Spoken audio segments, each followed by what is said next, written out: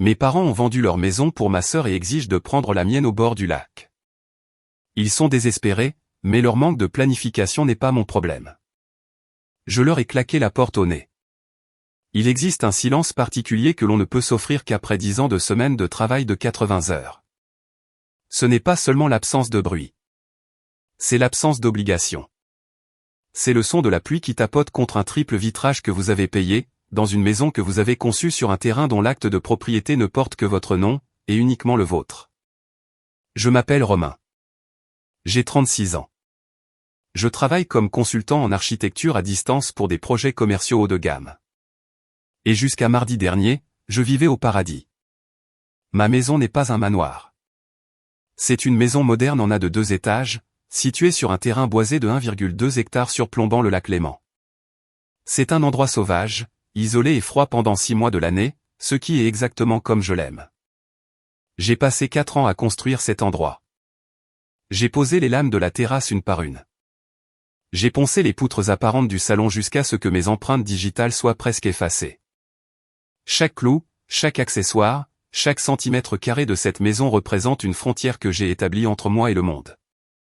Plus précisément, elle représente une frontière entre moi et ma famille. J'aime mes parents, Henri et Jocelyne, de la manière abstraite dont on aime un ouragan qui s'est enfin éloigné en mer. On en apprécie la puissance, mais on ne veut surtout pas qu'il stationne au-dessus de son toit. Depuis 2 ans, je maintiens ce que les thérapeutes appellent un contact limité. J'envoie de généreuses cartes cadeaux pour les anniversaires. J'appelle à Noël et au Nouvel An. Je réponds aux SMS dans les 24 heures, généralement avec des réponses courtes et polies qui ne révèlent absolument aucun détail sur mes finances ou ma vie personnelle. C'est un mardi soir pluvieux que la paix a été rompue. J'étais dans mon bureau à domicile, situé dans la mezzanine qui surplombe le salon principal. La pluie martelait les baies vitrées, transformant le lac extérieur en une masse grise et floue. J'avais mon casque à réduction de bruit, profondément concentré, en train de finaliser un rendu pour un client à Lyon. Mon téléphone était posé face contre le bureau, en mode ne pas déranger. Je n'ai pas entendu le véhicule approcher. L'allée qui mène à ma maison est un chemin de gravier de 400 mètres qui serpente à travers des pépins. Elle est conçue pour être privée. À moins d'être le livreur Amazon ou le type du gaz, vous n'avez aucune raison de vous trouver sur cette route. Ce qui m'a alerté n'était pas un son, mais un éclair de lumière. Une paire de phares plein phare a balayé le plafond voûté de mon salon, tranchant à travers l'éclairage d'ambiance tamisé comme des projecteurs lors d'une évasion de prison. J'ai froncé les sourcils, enlevant mon casque. Ma première pensée a été qu'un livreur s'était perdu. Il était 19h15, il faisait nuit noire dehors et il y avait une tempête. Je me suis levé et me suis approché de la balustrade de la mezzanine, regardant en bas à travers les immenses fenêtres avant. Mon estomac s'est noué. Ce n'était pas une camionnette de livraison.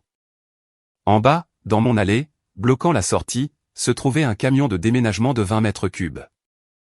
Il était massif, tournant bruyamment au ralenti, son pot d'échappement crachant une fumée blanche dans la pluie froide. Derrière lui se trouvait une berline beige que j'ai reconnue instantanément. Une vieille Peugeot 407. La voiture de mon père. Je suis resté figé à la balustrade pendant 10 bonnes secondes, mon cerveau refusant de traiter l'information visuelle. Pourquoi sont-ils ici? Je ne les avais pas invités. Je ne leur avais même pas parlé depuis 3 semaines. J'ai attrapé mon téléphone sur le bureau et j'ai tapoté l'écran. L'icône ne pas déranger était active, mais en dessous se trouvait une liste terrifiante de notifications. 15 appels manqués, tous de maman et papa. 12 SMS. J'ai ouvert le premier SMS de ma mère, envoyé il y a 2 heures. On est presque là. La circulation est horrible. Le deuxième SMS, j'espère que tu as dégagé l'allée. Le troisième SMS, décroche ton téléphone, Romain. Une sensation froide, plus froide que le vent du lac, m'a envahi. Ce n'était pas une visite impromptue. On ne loue pas un camion de 20 mètres cubes pour une visite impromptue. On loue un camion de cette taille quand on déménage toute sa vie d'un point A à un point B. Et le point B était apparemment mon allée. J'ai regardé par la fenêtre la portière côté conducteur de la berline s'ouvrir.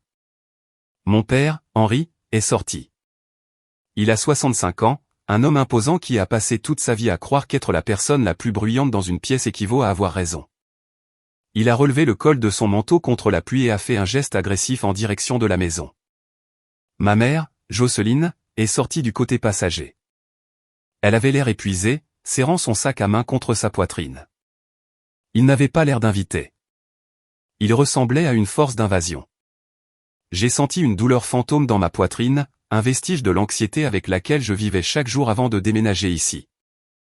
J'ai pris une profonde inspiration, essayant de calmer mes mains tremblantes.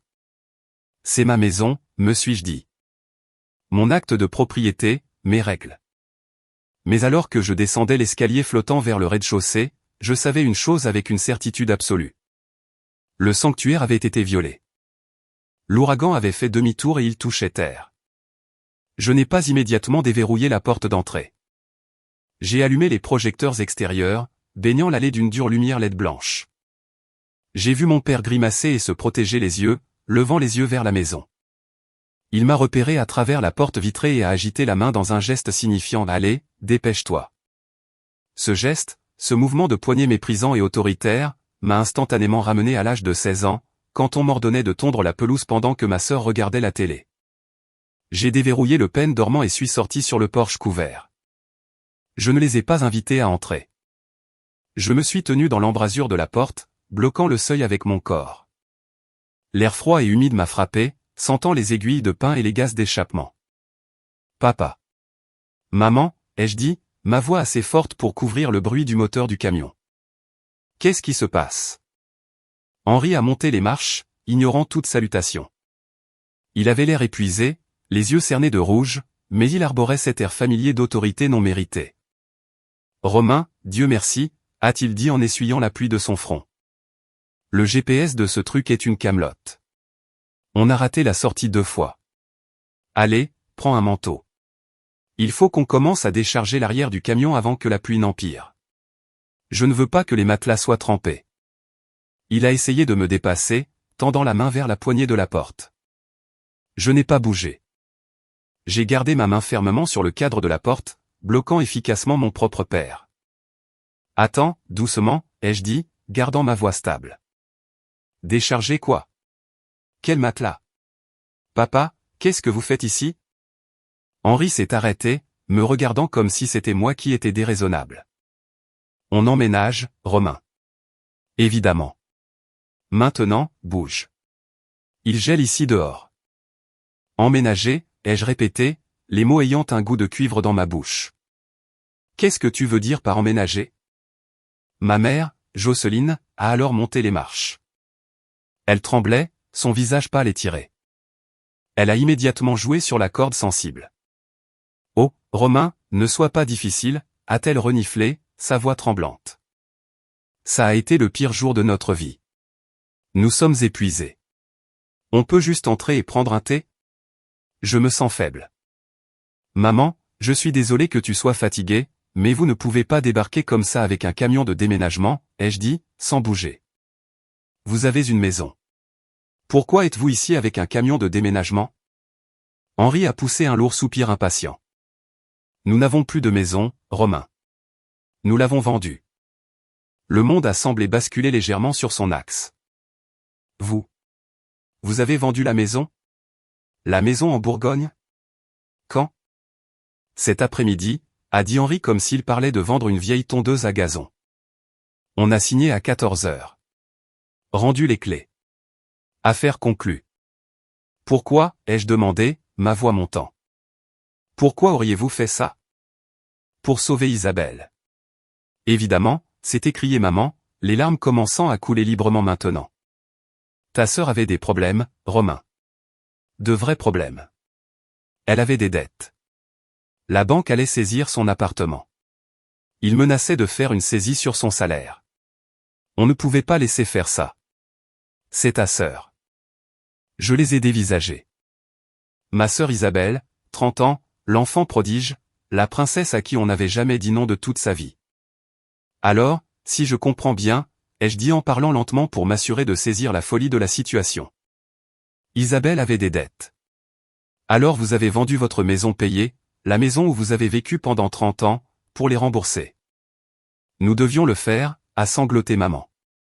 Tout le capital qu'il nous restait, nous l'avons utilisée pour la blanchir. Nous sommes fauchés, Romain. Il ne nous reste rien. Nous avons donné le reste à Isabelle pour qu'elle puisse se remettre sur pied. Et où comptiez-vous vivre, ai-je demandé, bien que je connaisse déjà la réponse. Henri a bombé le torse. Eh bien, c'est pour ça qu'on est là. Tu as cette grande maison. 4 chambres, 1,2 hectares. Tu vis ici tout seul. C'est ridicule. Vraiment, un gaspillage d'espace. On s'est dit qu'on s'installerait dans la suite du rez-de-chaussée. C'est mieux comme ça. On peut t'aider à entretenir la propriété et on peut passer notre retraite en famille. Il l'a dit avec une telle confiance, une telle certitude absolue que j'allais simplement me soumettre et accepter. Ils avaient brûlé leur propre canot de sauvetage pour sauver ma sœur. Et maintenant, ils grimpaient sur le mien sans même demander s'ils pouvaient supporter leur poids. Vous vous êtes dit, ai-je demandé, ma prise sur le cadre de la porte se resserrant jusqu'à ce que mes jointures blanchissent. Vous vous êtes dit que vous alliez simplement emménager? Vous n'avez pas pensé à m'appeler, à me demander?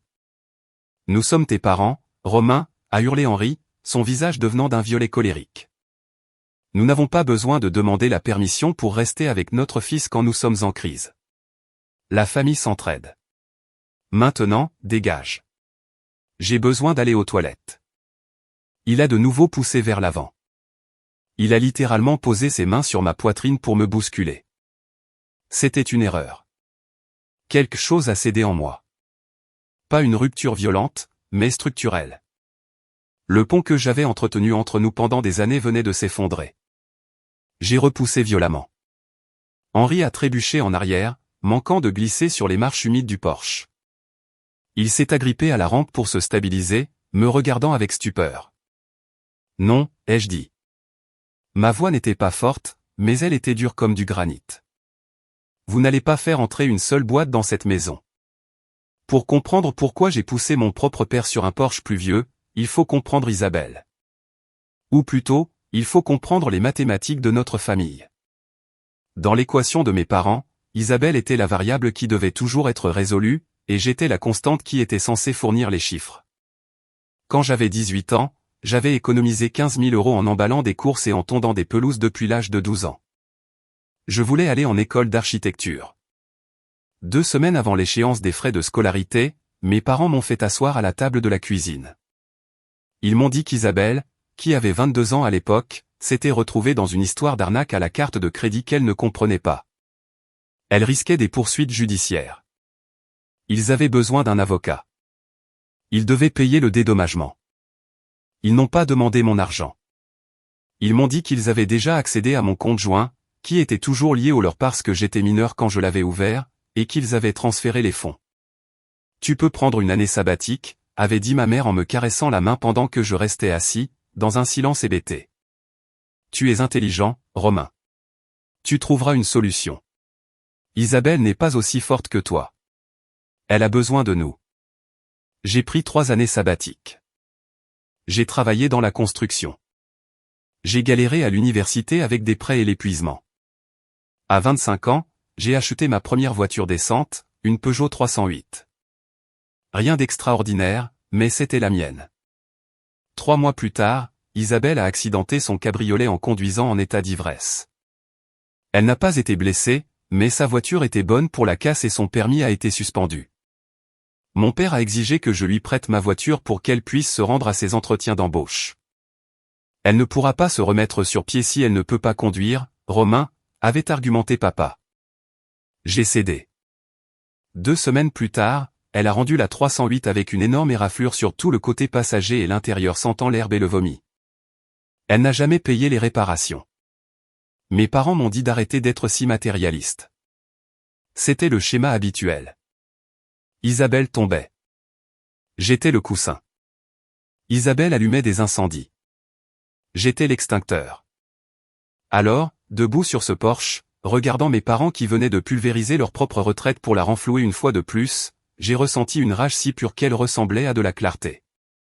Où est-elle, ai-je demandé, regardant au-delà d'eux vers la Peugeot. La banquette arrière était pleine d'oreillers et de vêtements en vrac, mais il n'y avait personne. Où est qui, a demandé maman en s'essuyant les yeux. Isabelle, ai-je dit. Si vous avez vendu votre maison pour la sauver et que vous êtes tous sans abri maintenant. Où est-elle? Est-elle dans le camion? Ma mère a hésité. Elle a baissé les yeux sur ses chaussures. Eh bien, a-t-elle commencé, sa voix devenant faible. Elle passe un moment difficile, Romain. Le stress de la dette, les créanciers qui appellent. C'était très traumatisant pour elle. Elle avait besoin de se ressourcer. Quelques jours pour se recentrer. J'ai ri. C'était un son sec, sans humour. Se ressourcer. Où est-elle, maman? Elle est à l'hôtel Grand Belvédère, a aboyé papa, intervenant pour la défendre. En ville. Juste pour une semaine. Elle a besoin de décompresser avant de venir nous rejoindre ici. Elle est fragile en ce moment. L'hôtel Grand Belvédère. Je le connaissais. C'était un hôtel spa 4 étoiles à environ 2 heures au sud. Les chambres commençaient à 400 € la nuit. Le calcul m'a frappé instantanément. Laissez-moi voir si j'ai bien compris, ai-je dit en pointant un doigt vers mon père. Vous avez vendu votre maison. Vous êtes actuellement sans abri. Vous êtes sur mon porche sous la pluie en exigeant de vivre dans mon sous-sol. Et Isabelle est dans un spa à 400 € la nuit. Elle souffre, a gémi maman. Tu ne comprends rien à la santé mentale, Romain. Tu as toujours été si froid. Et qui a payé pour le spa, ai-je demandé. Silence. Le seul son était le ronronnement diesel du camion de déménagement. On lui a donné un peu du capital, a marmonné papa en détournant le regard. Pour un nouveau départ. Un nouveau départ, ai-je répété. Elle a 30 ans, papa. Ce n'est pas une adolescente. C'est un trou noir financier. Ne parle pas de ta sœur comme ça, a crié papa en s'avançant de nouveau. C'est exactement pour ça qu'on doit être ici. Pour t'apprendre quelques valeurs familiales. Maintenant, ouvre cette fichue porte. J'ai fini de discuter de ça. Nous sommes tes parents. Nous avons tout sacrifié pour vous, les enfants, et je ne serai pas interrogé sur ton Porsche. Il a de nouveau tendu la main vers la poignée de la porte. Je suis rentré dans la maison et j'ai attrapé la lourde porte en chaîne. Vous avez tout sacrifié pour un seul enfant, ai-je dit. Et ce n'était pas moi. Romain, a hurlé maman, réalisant ce que je faisais. Romain, n'ose pas. Allez à l'hôtel avec Isabelle, ai-je dit. Je suis sûr qu'elle a un canapé lit pour vous. Nous n'avons nulle part où aller, a rugi papa. Le camion doit être rendu dans 2 jours. Nous n'avons pas d'argent pour un hôtel. Un manque d'organisation de votre part, ai-je dit, canalisant chaque once de froideur dont il m'avait accusé, ne constitue pas une urgence pour moi. J'ai claqué la porte. J'ai tourné le pêne dormant, puis la serrure secondaire. Ensuite, j'ai engagé la barre de sécurité que j'avais installée à la base de la porte. À travers le verre épais et le bois, j'ai entendu mon père crier mon nom et un bruit sourd alors qu'il donnait un coup de pied dans la porte. J'ai reculé, mon cœur martelant contre mes côtes comme un oiseau piégé. J'ai regardé la poignée de la porte s'agiter violemment. Ils étaient enfermés dehors, mais ils n'étaient pas partis. J'ai éteint la lumière du Porsche, les plongeant dans l'obscurité. Le son d'un homme adulte donnant des coups de pied dans une porte en chêne massif et distinct. C'est un bruit lourd et sourd qui vibre à travers le plancher. Mon père a donné 3 coups de pied dans la porte. Puis les cris ont commencé. Ouvre cette porte, Romain. Je suis sérieux. Ouvre tout de suite ou je la défonce. Je suis resté dans le couloir à environ 1,5 mètre de la porte, regardant la poignée trembler violemment. Mes mains tremblaient, non pas de peur, mais d'adrénaline. C'était ça, l'option nucléaire. J'avais fait la seule chose que l'on n'est jamais censé faire dans une famille comme la mienne. J'avais dit non et je le pensais. Je savais que je ne pouvais pas rester là. Si j'ouvrais la porte maintenant, même juste pour discuter, il se frayerait un chemin à l'intérieur. Et je connaissais la loi, ou du moins j'en savais assez pour être terrifié. Dans de nombreuses juridictions, si quelqu'un reste dans votre maison pendant un certain temps, il reçoit du courrier ou y emménage simplement ses affaires avec votre permission, il peut établir un droit au maintien dans les lieux. Une fois qu'ils sont considérés comme des occupants, on ne peut pas les expulser sans un préavis et une décision de justice. Si je les laissais franchir ce seuil avec leur carton, je vivrais avec eux pendant des mois, peut-être des années. Romain, la voix de maman est passée à travers la vitre, étouffée, mais hystérique. Il gèle ici dehors. Comment peux-tu être si cruel? Nous sommes tes parents. Je me suis dirigé vers l'iPad mural qui contrôlait mon système domotique. J'ai tapoté l'icône de la caméra du perron. L'écran s'est allumé. La caméra de vision nocturne les montrait clairement en noir et blanc. Papa faisait les 100 pas sur le porche, le visage déformé par la rage. Maman était assise sur l'une des chaises Adirondack que j'avais peintes à la main l'été dernier, sanglotant dans ses mains. Au-delà d'eux, la pluie tombait à verse, illuminée par les projecteurs du camion de déménagement toujours au ralenti dans l'allée. J'ai appuyé sur le bouton haut-parler de l'interface. Ma voix a été projetée par le haut-parleur du Porsche, métallique et détaché. Papa, arrête de donner des coups de pied dans la porte. Papa s'est retourné, cherchant la caméra. Il a repéré la petite lentille noire près de la sonnette. Il s'est approché jusqu'à ce que son visage remplisse l'écran, déformé comme dans un miroir de fête foraine. Lâche, a-t-il craché. Tu te caches derrière une caméra. Sors et affronte-moi comme un homme. Je t'affronte, ai-je dit par l'interphone. Je te dis de partir. Vous ne pouvez pas rester ici. Faites demi-tour avec le camion et allez dans un motel.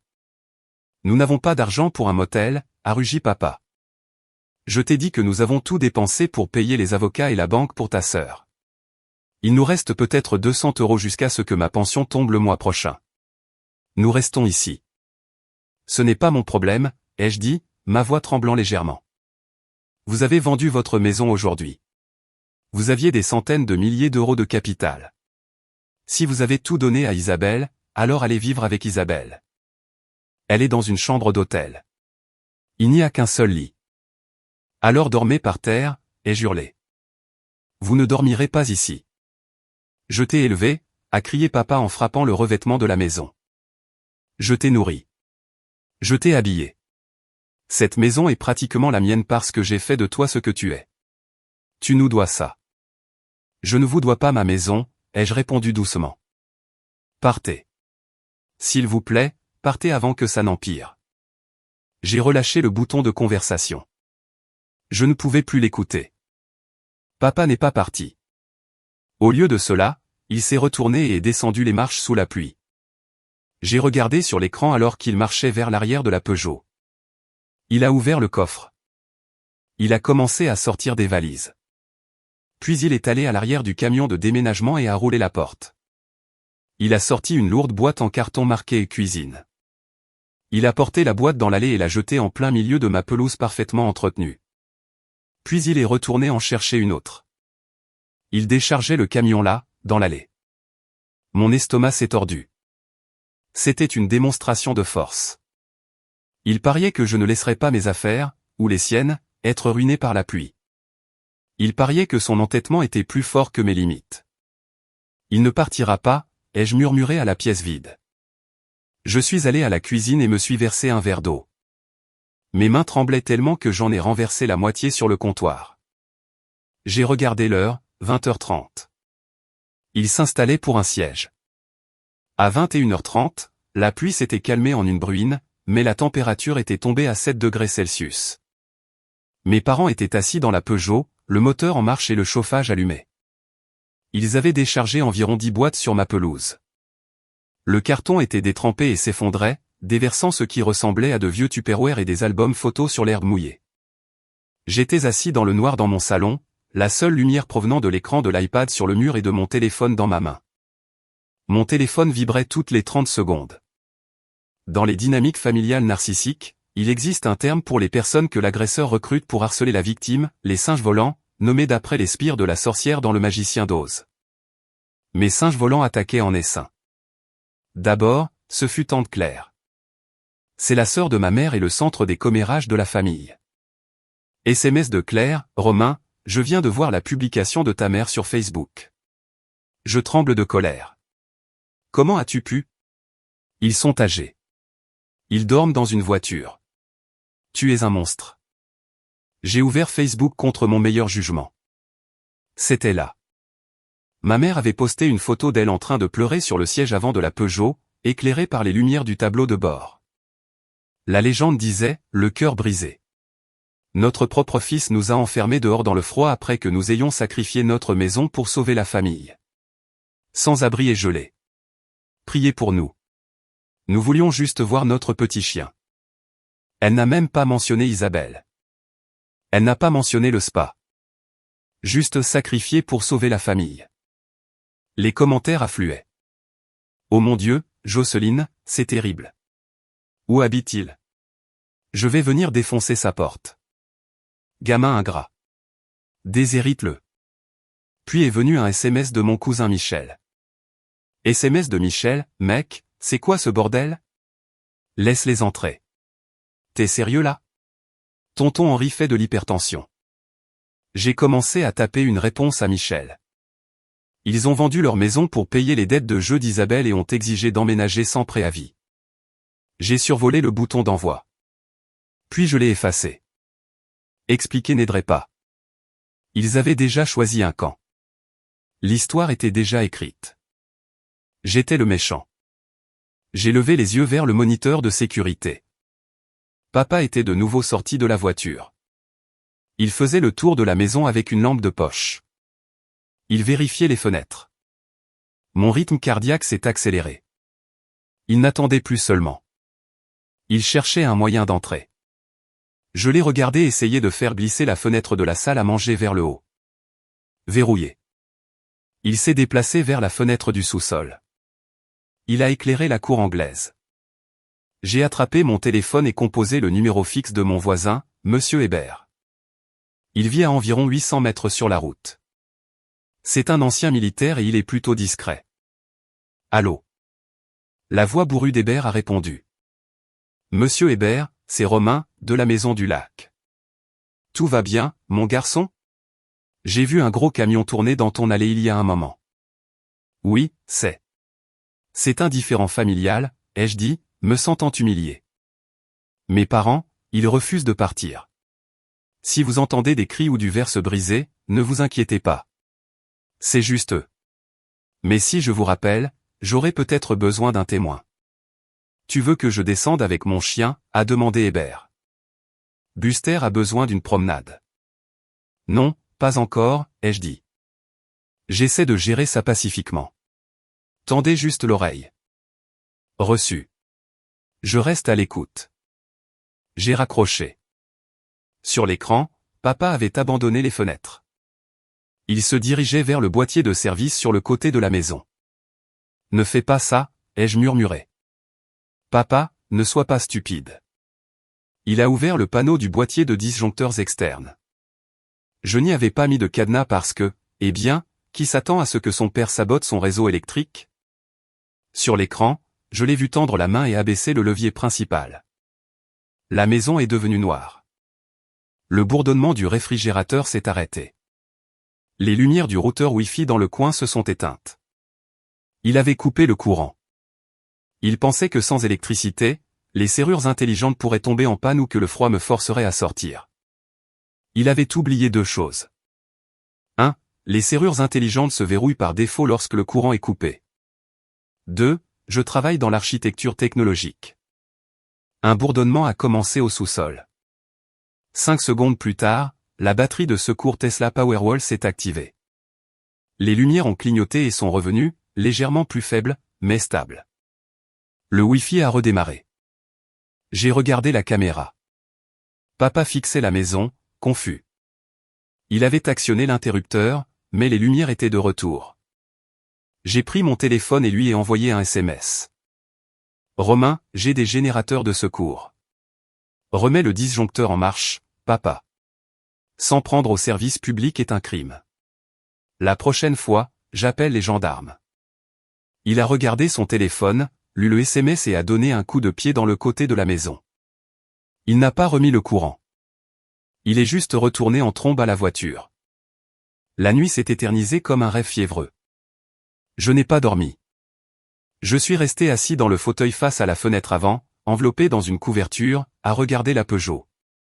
Vers 2 heures du matin, la lumière intérieure de leur voiture s'est éteinte. Ils avaient incliné les sièges. Ils allaient réellement dormir dans mon allée. L'absurdité de la situation m'a frappé.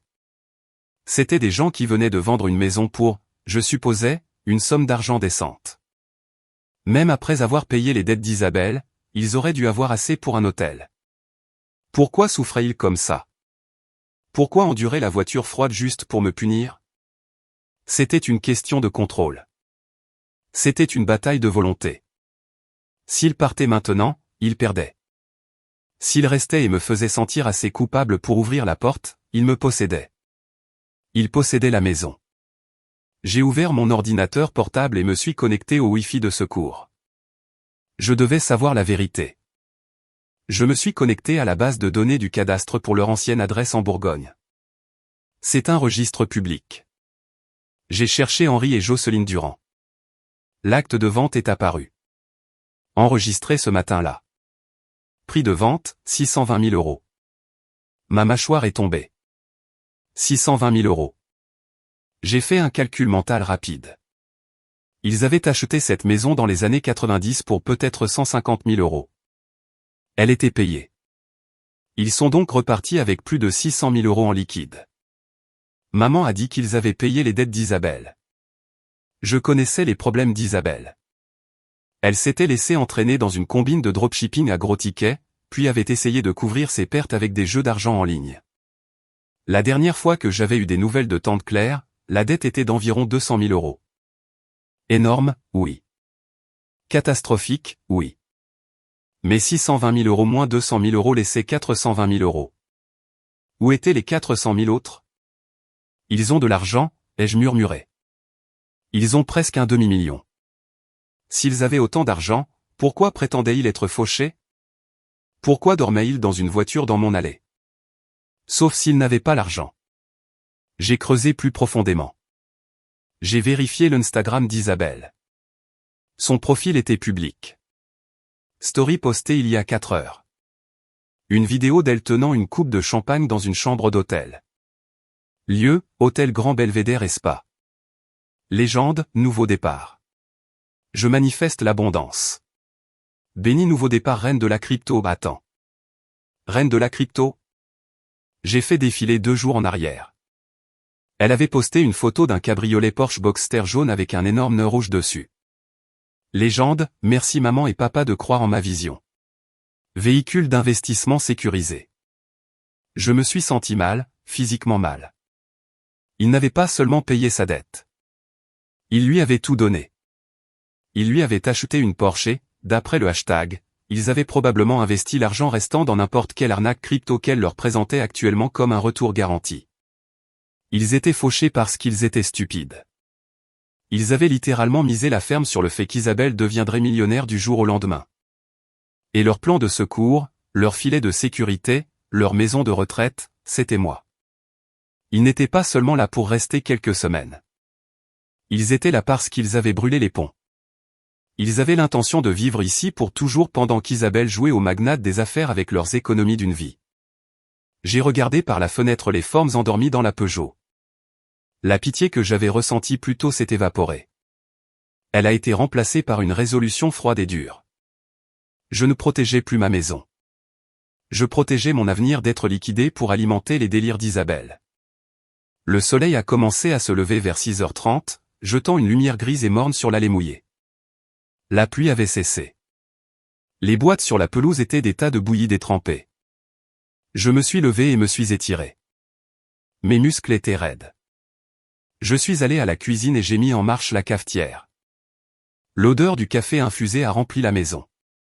Un petit réconfort au milieu d'une zone de guerre. À cette heure, une touche de couleur est apparue au bout de l'allée. Une Porsche Boxster jaune vif a quitté la route principale. Elle a navigué prudemment sur le gravier, évitant les nids de poules. Le toit était baissé malgré les 4 degrés Celsius. Isabelle était arrivée. Elle s'est garée juste derrière le camion de déménagement et a klaxonné. Un bip-bip joyeux qui sonnait terriblement déplacé. Papa s'est redressé dans la Peugeot, se frottant le visage. Maman a ouvert sa portière et est pratiquement tombée, l'air raide et misérable. Je suis sorti sur le balcon du 2e étage, une tasse de café à la main. J'ai regardé le cirque qui s'assemblait dans mon allée. Isabelle a sauté de la Porsche. Elle portait des lunettes de soleil surdimensionnées et un manteau blanc duveteux. On aurait dit qu'elle était sur un plateau de tournage. Elle a regardé les boîtes qui fondaient sur la pelouse et a plissé le nez. Burke, a-t-elle dit, sa voix montant jusqu'à moi. Pourquoi toutes les affaires sont dehors? Vous avez sérieusement dormi dans la voiture? Romain ne voulait pas nous laisser entrer, accro à ses mamans en se serrant dans ses bras. Isabelle a levé les yeux et m'a vu sur le balcon. Elle a baissé ses lunettes de soleil. Romain, a-t-elle crié en agitant la main comme si nous étions des voisins qui se disaient bonjour. Arrête de faire ta drama queen. Ouvre la porte. Maman ressemble à un zombie. J'ai pris une gorgée de mon café. Belle voiture, Isabelle, ai-je crié. Elle vient avec une maison attachée? Isabelle a levé les yeux au ciel. Ne sois pas jaloux. C'est un atout pour ma marque personnelle. Maintenant, allez, laisse-nous entrer. J'ai besoin de charger mon téléphone. Tu as 400 000 € d'actifs, ai-je dit fort. Va t'acheter un chargeur. Le visage d'Isabelle a changé. Ce n'était pas de la honte. Isabelle ne connaissait pas la honte. C'était de l'agacement. L'agacement d'un enfant à qui on a demandé d'expliquer pourquoi il a dessiné sur les murs. Ce n'est pas 400 000, a-t-elle crié en s'appuyant contre sa voiture jaune vif. C'est du capital. Tu ne comprendrais pas, Romain. Tu travailles pour un salaire. Moi, je construis un empire. Un empire, ai-je répété, ma voix plate. C'est comme ça qu'on appelle le jeu maintenant? Ce n'est pas du jeu, c'est de l'arbitrage de crypto-monnaie, a-t-elle hurlé. Et maman et papa sont partenaires. Ils vont tripler leur investissement en 6 mois. On fait ça pour la famille. Si vous êtes si riche, ai-je crié, pourquoi vos partenaires dorment-ils dans une Peugeot? Henri est sorti de la voiture, claquant la portière. Il avait une mine affreuse. Ses vêtements étaient froissés, ses cheveux en désordre, et il boitait à cause d'une nuit dans un siège exigu. Mais sa colère était aussi fraîche que jamais. Ça suffit, a-t-il beuglé en pointant un doigt tremblant vers mon balcon. Tu ne parles pas des affaires de ta sœur. Tu ne connais rien à la finance. Je sais que vous avez vendu votre maison pour 620 000 €, ai-je crié en retour. J'ai consulté les registres, papa. Je sais que vous lui avez tout donné. Vous n'avez pas seulement payé ses dettes. Vous avez financé ce cirque. Henri s'est figé. Il ne savait pas que je pouvais consulter les registres publics. Il a regardé maman, puis de nouveau moi. Nous croyons en elle, a-t-il balbutié, perdant de son assurance. Elle va s'occuper de nous quand ça rapportera. On a juste besoin d'un endroit où rester jusqu'à ce que les retours arrivent. 6 mois, Romain. Peut-être 1 an. C'est tout. 1 an? J'ai ri en secouant la tête. Tu penses que je vais vous laisser vivre dans ma maison pendant 1 an pendant qu'elle joue au casino avec vos économies? C'est mieux que de garder cet endroit pour toi tout seul, est intervenue maman, retrouvant sa voix. Regarde cette maison. Elle est immense. Tu as 4 chambres. Pourquoi as-tu besoin de 4 chambres? Tu es célibataire. Tu ne nous donnes pas de petits-enfants. Tu ne fais qu'exister. Ça a fait mal. C'était le classique chantage affectif parental. Ma réussite n'avait aucun sens parce qu'elle ne servait pas leur impératif biologique. C'est ma maison, ai-je dit en agrippant la rampe, pas un hôtel, pas un refuge pour sans-abri pour mauvais investisseurs. Faites demi-tour. Allez dans un motel avec l'argent qu'il vous reste. On a dépensé le reste pour la voiture, a lâché Isabelle. Je l'ai dévisagé. Quoi? La Porsche, a-t-elle dit en caressant le capot de la voiture comme si c'était un animal de compagnie. On avait besoin d'un véhicule de société qui projette le succès. Tu ne peux pas te présenter à des réunions d'investisseurs en Peugeot. On a utilisé le reste de l'argent pour la compte et le leasing. On est techniquement illiquide en ce moment. Illiquide. Ils étaient fauchés. Ils avaient littéralement 0 €.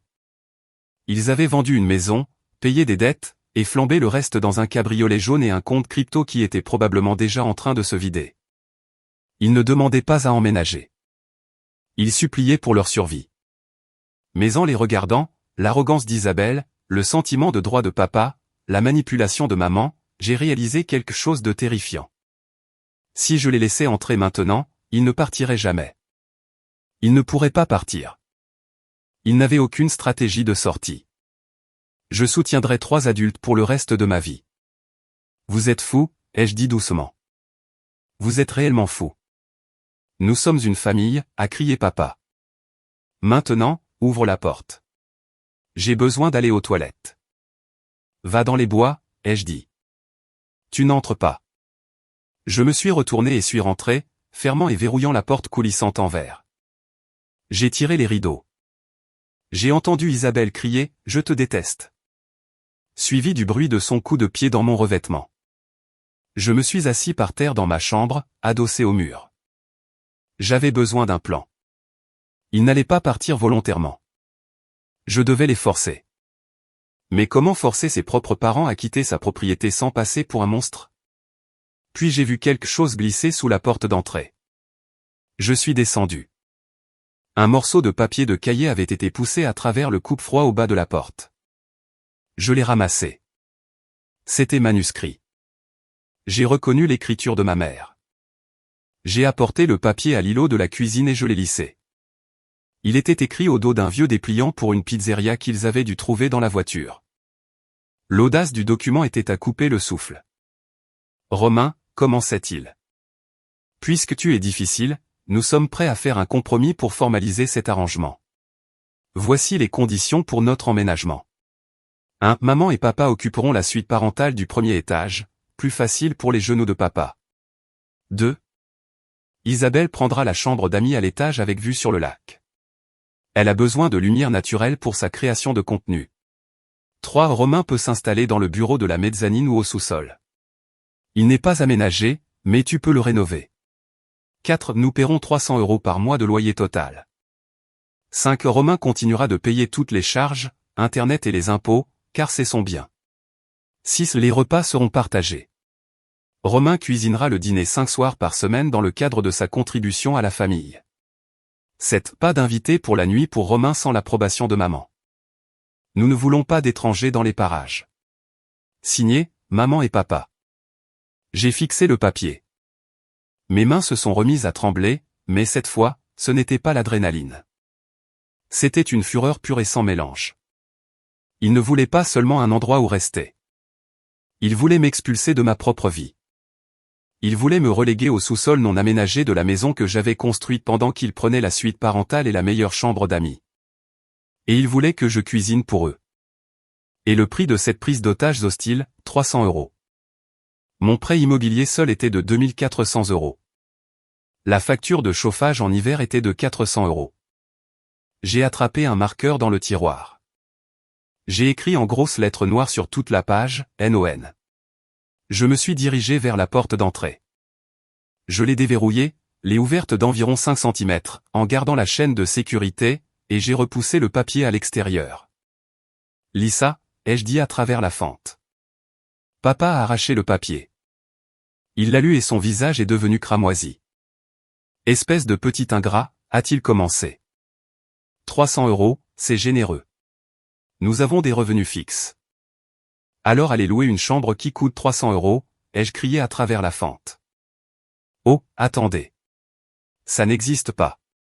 Vous voulez une valeur de 3000 € pour des miettes? Isabelle a besoin de la lumière, a crié maman derrière lui. Son travail en dépend. Son travail est une arnaque, maman, ai-je crié en retour. Ce n'est pas réel. Rien de tout ça n'est réel. Vous jouez à la dinette avec de l'argent de Monopoly. Ouvre cette porte. Papa a cogné son épaule contre le bois. La chaîne a cliqueté mais a tenu. Je t'ordonne. J'ai 36 ans, ai-je crié. Tu ne m'ordonnes rien du tout. Dégage de mon Porsche. J'ai de nouveau claqué la porte et l'ai verrouillée. Je suis retourné à la cuisine et j'ai regardé la cafetière. J'avais l'impression que j'allais vomir. Puis j'ai entendu un nouveau son. Le bruit d'un moteur lourd, mais pas celui du camion. Une camionnette. J'ai vérifié la caméra. Une camionnette blanche s'était garée à côté de la Porsche. Sur le côté, il était écrit « Serrurerie du lac ». Mon sang s'est glacé. Papa parlait à un homme en bleu de travail. Le serrurier. Papa montrait ma porte d'entrée, gesticulant sauvagement. Il a sorti son portefeuille et a montré à l'homme son permis de conduire. Il essayait de faire percer les serrures. Il allait s'introduire par effraction dans ma maison. Je n'ai pas réfléchi. J'ai réagi. J'ai couru à la fenêtre du salon, j'ai ouvert le battant et j'ai passé la tête dehors. Et, ai-je crié au serrurier. Et, ne touchez pas à cette porte. Le serrurier, un type costaud avec une barbe, a levé les yeux, surpris. Il m'a regardé, puis mon père. Il a perdu ses clés, a crié papa par-dessus moi, essayant de bloquer la vue du serrurier. Mon fils est. Il est confus. Il fait une crise.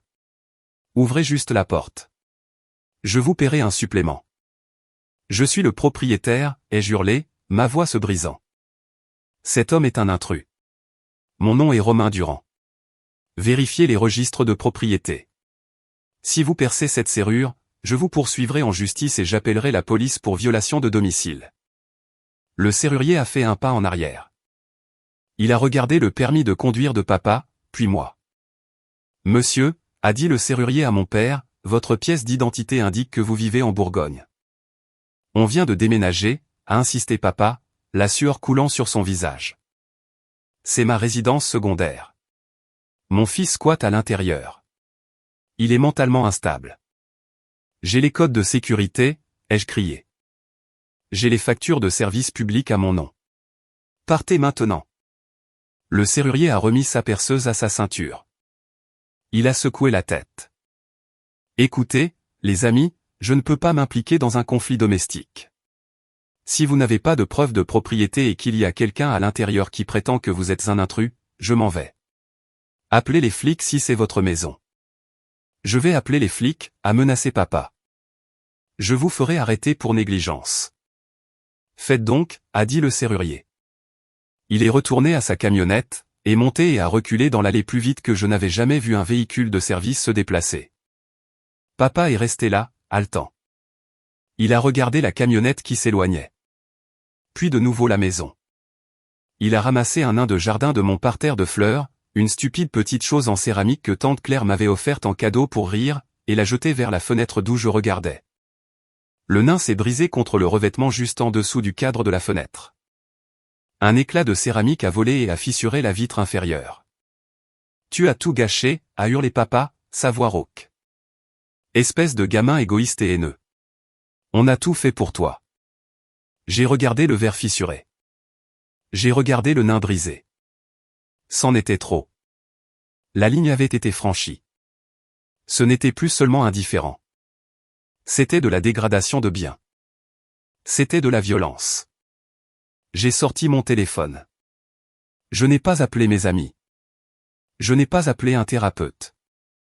J'ai composé le 17. Gendarmerie, j'écoute. J'ai besoin d'une patrouille au 440 chemin de la Pinède, ai-je dit, ma voix étonnamment calme. J'ai 3 personnes qui s'introduisent illégalement, refusent de partir et viennent de commencer à détruire ma propriété. Je crains pour ma sécurité. Connaissez-vous ces personnes, a demandé l'opérateur. Oui, ai-je dit. Ce sont mes parents. D'accord, monsieur. Nous avons une unité à proximité. L'adjoint Muller est en route. Restez à l'intérieur et verrouillez vos portes. Elles sont déjà verrouillées, ai-je dit. J'ai raccroché. J'ai regardé sur la caméra Isabelle assise sur le capot de sa Porsche, se limant les ongles pendant que papa donnait des coups de pied dans les boîtes détrempées sur la pelouse. Maman faisait les 100 pas, marmonnant pour elle-même. Ils n'avaient aucune idée de ce qui allait arriver. Ils pensaient que parce qu'ils étaient maman et papa, la loi ne s'appliquait pas à eux. Ils pensaient que la biologie était une carte sortie de prison. Ils étaient sur le point d'apprendre que dans le monde réel, un acte de propriété bat l'ADN à chaque fois. Attendre la gendarmerie est une expérience surréaliste. On s'attend à des sirènes hurlant au loin comme dans les films. Mais ici, au bord du lac, c'est juste le silence. Le genre de silence qui amplifie chaque son que font vos parents en détruisant votre jardin. Après avoir appelé le 17, je ne me suis pas caché. Je me suis préparé. Je suis allé à mon bureau et j'ai imprimé une copie de mon acte de propriété. J'ai pris un dossier avec mes factures de service public. Puis je suis allé à l'interface du système de sécurité et j'ai téléchargé les clips. Papa coupant le courant. Papa jetant le nain. Papa essayant de faire percer la serrure. Je les ai synchronisés sur mon téléphone. J'ai regardé l'heure. 20 minutes s'étaient écoulées. L'adjoint Muller serait là d'une seconde à l'autre. J'ai décidé de leur donner une dernière chance. Pas pour eux, mais pour la caméra. Pour mémoire. J'ai déverrouillé la porte d'entrée et suis de nouveau sorti sur le porche. La pluie avait cessé, laissant l'air vif et froid. Papa était assis sur le pare-choc du camion, la tête dans les mains. Maman était appuyée contre la porche, parlant à Isabelle. Quand la porte s'est ouverte, ils ont tous levé les yeux. Enfin, s'est exclamé maman en se détachant de la voiture. Tu as retrouvé la raison. On gèle, Romain. J'ai levé mon téléphone, l'écran tourné vers eux. Le point rouge d'enregistrement clignotait. J'enregistre ceci, ai-je annoncé fort. C'est votre dernier avertissement. Vous êtes en violation de propriété privée. Vous avez détruit ma propriété. La police est en route. Si vous partez maintenant, montez dans vos voitures et partez, je dirai aux gendarmes de vous laisser partir avec un avertissement. Si vous êtes toujours là quand il arrivera, je porterai plainte. Papa s'est levé, son visage rougissant de nouveau. Tu as appelé les flics contre nous? Contre ton propre père? Tu as jeté une brique sur ma fenêtre, papa, ai-je crié en montrant le nain brisé sur l'herbe. Tu as coupé mon électricité. Ce n'est pas de l'éducation. C'est du vandalisme. C'était un accident, a menti papa en regardant la caméra du téléphone. J'ai glissé. Le nain est tombé. Je l'ai en vidéo, papa, ai-je dit froidement. J'ai tout en vidéo. Le boîtier électrique, le serrurier, tout. Isabelle a sauté du capot de la Porsche. Elle a baissé ses lunettes de soleil, me regardant avec un pur venin. Tu es un tel loser, Romain, a-t-elle ricané. Tu crois que la police va nous arrêter? Nous sommes ta famille. C'est un litige civil. Ils vont te dire de nous laisser entrer parce que nous sommes résidents. Vous n'êtes pas résident, ai-je dit. Vous n'avez jamais passé une nuit ici. Vous n'avez pas de courrier ici. Vous n'avez pas de clé. Nous avons des affaires ici, a crié papa en montrant les boîtes détrempées sur la pelouse. Ça établit la résidence. Ça établit un dépôt d'ordures, ai-je corrigé. Laisse-nous juste entrer, a gémi maman, essayant à nouveau le chantage affectif. Romain, s'il te plaît. Où sommes-nous censés aller? Nous avons vendu la maison. Nous n'avons rien. Vous avez une Porsche, ai-je dit en regardant la voiture jaune. Vendez-la. Ça fait 50 000 € direct. Ça paie beaucoup de nuits d'hôtel. On ne peut pas la vendre, a crié Isabelle. C'est un leasing et la pénalité pour le rompre est énorme. J'ai ri. J'ai littéralement ri aux éclats. C'était un son sombre et amer. Alors, vous avez loué une voiture de luxe avec vos derniers sous, ai-je dit en secouant la tête. Et maintenant vous voulez que je subventionne votre stupidité. Non, absolument pas. Le voilà qui arrive, a dit papa en regardant au bout de l'allée. Une voiture de gendarmerie, un SUV blanc avec gendarmerie en lettres dorées, a crissé sur l'allée de gravier. Elle n'a pas utilisé de sirène, juste les gyrophares bleus se reflétant sur les arbres mouillés. Bien, a dit papa en ajustant sa veste. Je vais lui parler. Je vais lui expliquer que tu fais une dépression nerveuse et que tu nous enfermes hors de notre propre maison. Vas-y, ai-je dit. Parle. La voiture s'est arrêtée derrière le camion de déménagement. L'adjoint Muller est sorti. C'est un grand type, fin de la quarantaine, qui connaît tout le monde dans le département. Il est venu à des barbecues chez moi. Il sait que je ne suis pas instable. Bonjour, tout le monde, a dit Muller en ajustant sa ceinture. Il a regardé les boîtes sur la pelouse, la Porsche jaune et le nain brisé. On dirait une sacrée fête. Monsieur l'agent, s'est précipité papa, prenant sa voix de citoyen respectable. Dieu merci, vous êtes là. Mon fils, il est là-haut sur le porche. Il fait une sorte de crise. Il nous enferme hors de notre résidence secondaire. On vient d'emménager et il refuse de nous laisser décharger. Muller m'a regardé. Bonjour, Romain. Bonjour, Jim, ai-je dit. Je ne fais pas de crise. Ces personnes s'introduisent illégalement. Illégalement, a hurlé maman. Nous sommes ses parents. Comment pouvons-nous être des intrus? Vivez-vous ici, madame, a demandé Muller calmement. Oui, a interrompu papa. Nous avons emménagé aujourd'hui. Vous voyez le camion? Avez-vous un bail, a demandé Muller. Ou un acte de propriété? Nous avons un accord verbal, a menti papa. Il a accepté de nous laisser vivre ici, puis a changé d'avis quand nous sommes arrivés. Ce n'est pas vrai, ai-je dit clairement. Je ne leur ai pas parlé depuis 3 semaines. Ils sont arrivés sans invitation hier. Je leur ai refusé l'entrée. Ils ont dormi dans leur voiture. Ils n'ont jamais mis un pied à l'intérieur. Est-ce vrai? A demandé Muller à papa. Vous n'êtes pas entré? Eh bien, non, parce qu'il nous a enfermés dehors, a balbutié papa. D'accord, a dit Muller. Si vous n'êtes pas entré, vous n'avez pas établi de résidence. Cela en fait une situation d'invité, et le propriétaire a le droit de révoquer une invitation à tout moment. Révoquer, a ri Isabelle avec mépris. Nous ne sommes pas des invités. Nous sommes de la famille. Ça n'a pas d'importance pour la loi, mademoiselle, a dit Muller. Il a regardé le nain brisé. Romain, vous avez mentionné des dégradations. Oui. Je suis descendu des marches en tendant mon téléphone à Muller. Voici la vidéo d'Henri Durand coupant mon électricité au disjoncteur la nuit dernière. Et voici celle de lui jetant un objet en céramique sur ma fenêtre il y a 10 minutes. Muller a regardé la vidéo. Son visage s'est durci. Muller a regardé la vidéo 2 fois. Il a regardé papa, puis de nouveau le téléphone. Monsieur, a dit Muller à papa, sa voix perdant son ton amical de voisin. Avez-vous coupé le courant de cette résidence? J'essayais de réarmer le disjoncteur, a menti maladroitement papa. Je pensais que la sonnette était cassée. À 2 heures du matin. Muller a haussé un sourcil. Et la fenêtre? Le nain vous a glissé des mains? Il m'a provoqué, a crié papa en me montrant du doigt. Il m'a manqué de respect. Je suis son père. Être père ne vous donne pas le droit de casser des fenêtres, a dit Muller sévèrement. D'accord, voici la situation. Monsieur Durand veut que vous quittiez la propriété. Vous n'avez aucun droit légal d'être ici. De plus, j'ai des preuves de vandalisme et de tentative potentielle d'effraction avec cette histoire de serrurier. Vous ne pouvez pas nous expulser, a pleuré maman en attrapant le bras de Muller. Nous n'avons nulle part où aller.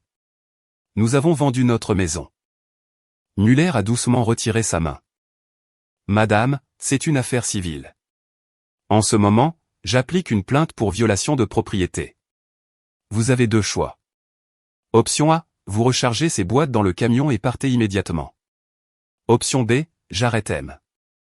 Durand pour vandalisme et dégradation de biens, et je vous arrête, vous autres, pour violation de domicile. Silence. Un silence absolu dans l'allée. Isabelle a regardé ses parents, les yeux écarquillés. Maman, est-ce qu'on va se faire arrêter? Non, a dit papa rapidement. Non, bien sûr que non. Cet agent est juste confus. Je ne suis pas confus, monsieur, a dit Muller en posant la main près de ses menottes. J'ai besoin d'une décision maintenant. Papa m'a regardé. Ses yeux suppliaient pour la première fois. Il voulait que j'arrête ça. Il voulait que je dise, c'est bon, Jim. Laissez-les rester. Je l'ai regardé droit dans les yeux. J'ai pensé au contrat de location. J'ai pensé au sous-sol. J'ai pensé à la Porsche. L'option A me semble bien, ai-je dit. Les épaules de papa se sont affaissées. Le combat l'a quitté.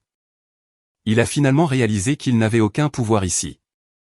Très bien, a-t-il craché. Très bien, nous partons. Tu es content maintenant? Tu as rendu tes parents sans abri. Vous vous êtes rendu sans abri, ai-je dit. Je refuse simplement d'être le refuge. Muller est resté là, les bras croisés, à les regarder. Chargé. Je reste jusqu'à ce que vous ayez quitté la propriété. Les 30 minutes qui ont suivi ont été les plus satisfaisantes et les plus déchirantes de ma vie. J'ai regardé mon père de 65 ans et ma mère traîner des boîtes en carton détrempées jusqu'au camion. Isabelle n'a pas aidé. Elle est restée assise dans sa Porsche, textant furieusement, probablement en train d'essayer de tourner ça à son avantage sur les réseaux sociaux. Quand la dernière boîte a été chargée, papa a claqué la porte du camion. Il s'est approché de moi une dernière fois. Il n'avait plus l'air en colère. Il avait l'air vieux. « Tu es mort pour nous », a-t-il murmuré. « Ne nous appelle pas. Ne viens pas à Noël. Tu n'as pas de famille. »« Ça fait longtemps que je n'ai plus de famille, papa, » ai-je dit doucement. J'avais juste des personnes à charge. Il a tressailli comme si je l'avais giflé. Il s'est retourné, est monté dans la berline et a démarré le moteur. Isabelle a fait vrombir la Porsche. Elle m'a fait un doigt d'honneur en démarrant en trombe, projetant du gravier partout. Le camion a suivi, cahotant dans l'allée comme une bête vaincue. Muller les a regardés partir. Il s'est tourné vers moi. « Ça va, Romain ?»« Non, » ai-je dit honnêtement. « Mais ça ira. Tu veux porter plainte pour la fenêtre ?» J'ai regardé le verre brisé. « Non, laisse-les partir. Mais juste une note dans le dossier au cas où il reviendrait. »« Je le ferai, » a dit Muller. « Appelle-moi si tu revois cette voiture jaune. » Il est monté dans sa voiture et est parti. J'étais seul. L'allée était vide, à l'exception de quelques morceaux de carton mouillé. Le silence est revenu. Le vent bruissait dans les pins. Je suis rentré. J'ai verrouillé la porte. J'ai engagé le peine dormant. Je suis allé à la cuisine et j'ai versé le reste de mon café froid dans l'évier. Les retombées ont été prévisibles, toxiques et rapides. Le soir même, ma famille élargie m'avait déclaré la guerre. Mon téléphone a été inondé de SMS haineux de tantes, d'oncles et de cousins que je n'avais pas vus depuis une décennie. Tu les as laissés à la rue. Jocelyne est à l'hôpital à cause du stress. Mensonge. J'espère que tu mourras seul dans cette grande maison. Je n'ai répondu à aucun d'eux. Au lieu de cela, j'ai fait quelque chose que j'aurais dû faire des années auparavant. J'ai rassemblé les preuves. J'ai pris les clips vidéo, la coupure de courant, le lancer de nain, la confrontation avec le serrurier. J'ai pris une photo du contrat de location exigeant que je vive au sous-sol. J'ai pris des captures d'écran des publications d'Isabelle sur la Porsche et le champagne, horodatées le jour même où il prétendait être démuni. J'ai tout posté sur ma propre page Facebook. J'ai écrit une légende simple, pour tous ceux qui m'envoient des messages à propos de mes parents. Ils ont vendu leur maison pour 620 000 €, ont tout donné à Isabelle pour une Porsche et de la crypto, puis ont tenté de s'introduire chez moi. Exigeant que je vive dans mon propre sous-sol pendant qu'ils prenaient la suite parentale. Voici la vidéo de papa détruisant ma propriété quand j'ai dit non. Je ne ferai pas d'autres commentaires. Quiconque soutient ce comportement est le bienvenu pour les héberger. Le silence qui a suivi a été assourdissant. En moins d'une heure, les commentaires haineux ont cessé. Tante Claire a supprimé ses publications. Cousin Michel m'a envoyé un SMS, « Mec, je ne savais pas pour la Porsche. C'est dégueulasse. Désolé. » J'ai appris plus tard par Hébert, qui entend tout, qu'ils avaient fini dans un hôtel Formule 1 en ville pour 2 nuits. Puis, quand la réalité de leur investissement les a frappés, ils ont dû rendre la Porsche. Ils ont perdu la compte et les frais de résiliation de leasing, encore 10 000 € de perdus. Ils ont loué un petit mobil-home dans un camping à environ 30 km. C'était tout ce qu'ils pouvaient se permettre avec les restes de leur pension. Isabelle est restée avec eux une semaine, puis a déménagé sur la Côte d'Azur avec un type qu'elle a rencontré en ligne pour poursuivre sa carrière de mannequin. Elle les a abandonnés dès que l'argent s'est tari. Papa a essayé de m'appeler un mois plus tard. Je l'ai laissé sur messagerie vocale. Je l'ai écouté une fois. Il ne s'excusait pas. Il demandait si j'avais de vieux meubles que je n'utilisais pas parce que le mobil-home n'était pas meublé. J'ai bloqué le numéro. Cela fait maintenant 6 mois. Le lac est gelé. Une nappe d'un blanc immaculé s'étendant jusqu'à l'horizon. J'ai réparé la fenêtre. J'ai acheté un nouveau nain, en béton, trop lourd pour être jeté. Je passe mes soirées à travailler près du feu, mon chien à mes pieds. C'est calme. Parfois, c'est solitaire. Je ne mentirai pas en disant que ça ne fait pas mal. Il y a une sorte de deuil spécifique à réaliser qu'on est effectivement un orphelin parce que ses parents ont choisi leur ego plutôt que leur relation. Mais ensuite, je regarde autour de moi. Je regarde les murs que j'ai construits. Je regarde le compte en banque qui n'est pas vidé pour payer les erreurs d'une sœur. Je regarde la paix que j'ai cultivée. Je réalise que la famille n'est pas un pacte suicidaire. Ce n'est pas un chèque en blanc. Vous avez le droit de vous sauver. Vous avez le droit de fermer la porte quand l'ouragan revient. Un manque d'organisation de leur part ne constituait pas une urgence pour moi. Et pour la première fois de ma vie, je ne suis pas le filet de sécurité. Je suis juste le gars dans la maison au bord du lac qui profite du silence.